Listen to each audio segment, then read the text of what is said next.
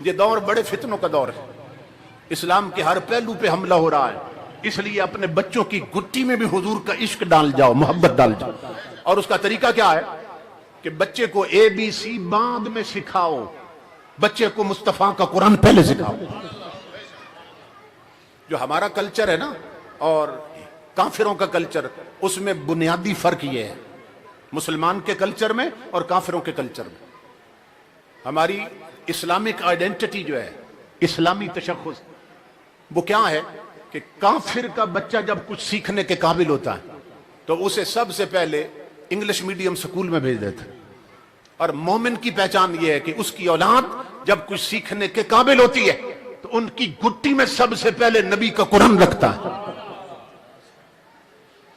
تو بچوں کو سب سے پہلے قرآن پڑھاؤ، بچوں کو سب سے پہلے حضور کا دین اتنا سکھاؤ کہ جتنا ایک مسلمان کے لیے ضروری ہے سیکھنا، نماز روزے کے مسائل، جسم پاک کیسے کرنا ہے، وضو کے طریقے، غسل کے طریقے، تو یہ سیکھ لیں ہماری نسلیں، تو تب ہمارے گھروں اور نسلوں میں حضور کا دین چلتا رہے، ورنہ آگے بڑی خرابی پیدا ہونے والی ہے۔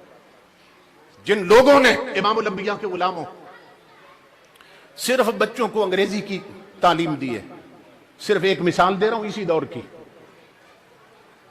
پاکستان کے ایک کمشنر کا باپ مر گیا پچھلے دنوں، کچھ عرصہ پہلے کی بات، یہ DC سے بھی اوپر آفیسر ہے،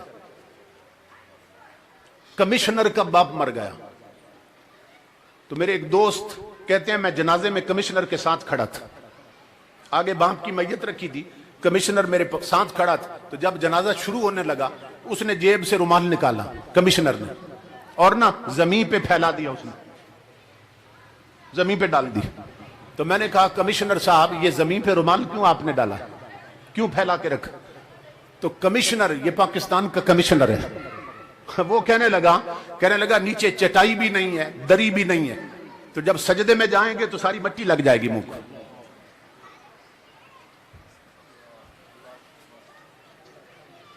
اب اس کا جو بد نصیب باپ ہے، اب اس کی میت پچھتا رہی ہوگی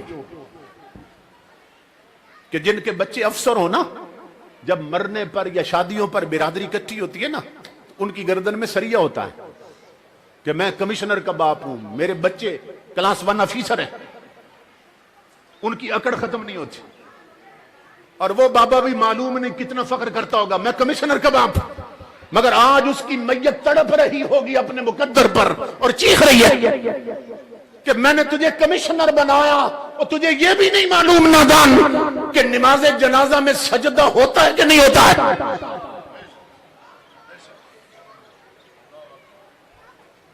یہ صرف اس کی بات نہیں، یہ ہم سب کے ساتھ ہونے والا۔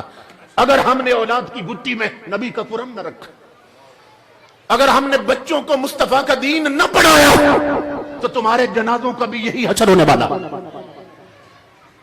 اس باپ کے لیے کتنی بڑی بد نصیبی ہے جس کے 4 بیٹے کلاس 1 افسر ہو مگر ایک بھی اس کامل نہ ہو کہ مرنے کے بعد اس کے لیے خود بچے ختم قرآن کر سکے۔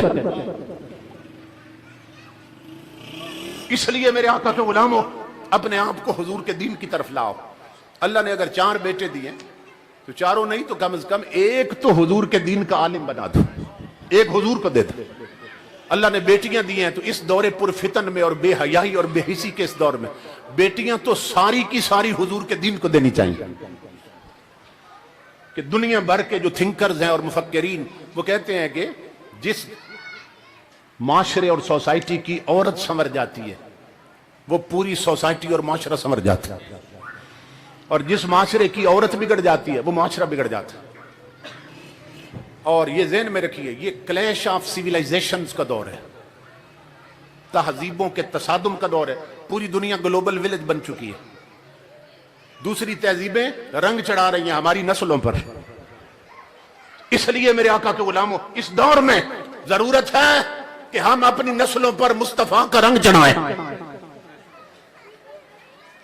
کسی نے بڑی غضب کی بات کی ہے، وہ کہتا ہے چاہتے ہو تم اگر نکھرا ہوا فردہ کا رنگ تو سارے عالم پر چھڑک دو گنبد خضرا کا رنگ۔ تو بچوں کی گٹی میں حضور کا دین دیکھیں نا۔ یہ کبھی آپ نے سوچا ہے کہ علامہ اقبال کو علامہ کیوں کہتے ہیں؟ حالانکہ وہ تو یورپ سے پڑھ کے آئے تھے، اور दाढ़ी भी नहीं थी। अल्लामा तो उसको कहते हैं जो मौलाना साहब होते हैं, कभी हम मौलवी साहब कह देते हैं, कभी मौलाना साहब, कभी अल्लामा साहब। बंदा बैरिस्टरी की डिग्री लाया, यूरोप से पढ़ के आया, इकबाल, उसको दुनिया अल्लामा क्यों कहती है? हालांकि कायदे आजम भी यूरोप से पढ़ के आए। तो कोई अल्लामा कायदे आजम कहता है? अल्लामा मोहम्मद अली जना कभी सुना है? इकबाल को अल्लामा क्यों कहते हैं? यूरोप से पढ़ के आने वाले। तो आप अगर उनकी बायोग्राफी पढ़ें और उनकी जिंदगी पढ़ें तो इकबाल के माँ बाप ने काम किया था क्या कि इकबाल को उन्होंने फलसफे और अंग्रेजी बाद में पढ़ाई थी और कमली वाले का कुरान पहले पढ़ाया था। इकबाल ने रूमी, सादी और जामी को पहले पढ़ा था, गुलिस्तां बूस्तां पहले पढ़ी थी और फलसफे की किताबें बाद में पढ़ी। तो यही सबब है कि जब इकबाल की गुट्टी में कुरान था और हुजूर का दीन, तो जब वहां से पढ़ के निकले तो दो धारी तलवार बन गया काफिरों के लिए और ऐलान करता निकला, खीरा न कर सका मुझे जलवा दानिश फरंग, सुरमा है मेरी आंख का खाके मदीना और नजफ। इकबाल वहां अकीदा बदल के नहीं आया, ईमान बेच के नहीं आया वहां से, बल्कि फख्र से ऐलान करता निकला, हो यूरोप वालों, तुम्हारे पबों और कलबों में तुम्हारी जवान बेटियों के नंगे थरकते हुए जिस्म भी मुझे अपनी तरफ माइल नहीं कर सके। क्यों? कि बचपन में मां ने आंखों में सुरमा ही खाके मदीना को लगाया था। इकबाल फख्र करता है और उसका कलाम पढ़ो। तो मैं यूरोप जाता रहा हूं दौरे पे, स्कॉटलैंड में गया, नॉर्वे में गया, तो यूरोप के लोग बताते हैं कि अभी तो मौसम बड़े बदल गए यहां पे। तो यहां 25 साल 40 साल पहले 6-6 महीने सूरज नजर नहीं आता था, हर वक्त बादल छाए रहते, बर्फबारी होती रहती थी। तो उस वक्त भाई जब हवा चलती थी ना तो उसमें इतनी कांट थी कि चेहरे फट जाते थे और उस वक्त ये जदीद सहूलतें भी नहीं थी। तो पुराने लोग मुझे बताते हैं इकबाल उस दौर में गया था वहां। इकबाल क्या कहता है? कहता है ज़मिस्तानी हवाओं में थी गो शमशीर की तेजी, न छूटे मुझसे लंदन में भी आदाबे सहरखेज। जिसकी मां ने गुट्टी में कुरान रखा था वो इकबाल कहता है कि सुनो, यूरोप की ठंडी हवाएं जो तलवार की तरह चेहरे फाड़ देती थी, वो हवाएं भी मुझे लंदन में मेरे तहज्जुद कज़ा नहीं करवा सकी।